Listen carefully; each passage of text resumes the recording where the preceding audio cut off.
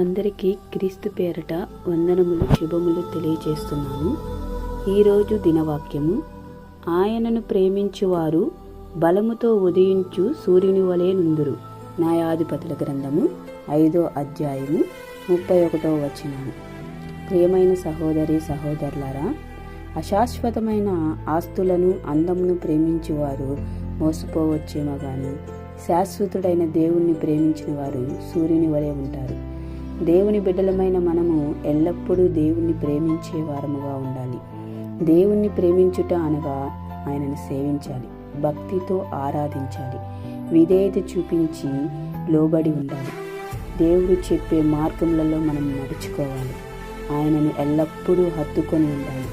చెడుతనమును పాపమును అసహించుకోవాలి. దేవుని ఆజ్ఞలను పఠించాలి. దేవుని వాక్యాన్ని అంగీకరించి వాటిని గైకొనాలి. అవి మన హృదయములలో నింపుకొని వాటి ప్రకారం మనం నడుచుకోవాలి. ఆయన సువార్తను ప్రకటించే వారముగా మనం ఉండాలి. కుటుంబాలను, సహోదరులను ప్రేమించాలి. అందరినీ ప్రేమించాలి. ప్రియమైన దేవుని బిడ్డలారా, ఇవన్నీ మనము చేసినప్పుడు, పాటించినప్పుడు మనము ఎలా ఉంటామంటే ఉదయించే సూర్యుడి వలె వెలుగుతూ ఉంటాము. సూర్యుడు ఎలాగ ఉదయించి మహా తేజస్సుతో ప్రకాశించి వెలుగునిస్తాడో, అలాగే ప్రపంచాన్ని ఎలాగ మెలుపుకొలుపుతాడో మనము కూడా దేవుణ్ణి యథార్థముగా ప్రేమిస్తే సూర్యుని వలె ఆధ్యాత్మికముగా ప్రకాశిస్తాము. అనేక మందికి వెలుగునిస్తాము. ప్రపంచాన్నే మేలుకొలుపుతాము. ఇలాగ ప్రభావితం చేసే దేవుని కొరకు పురుగొలుపుతాము. ఇటు కృప మనందరికీ కలుగునుగాక.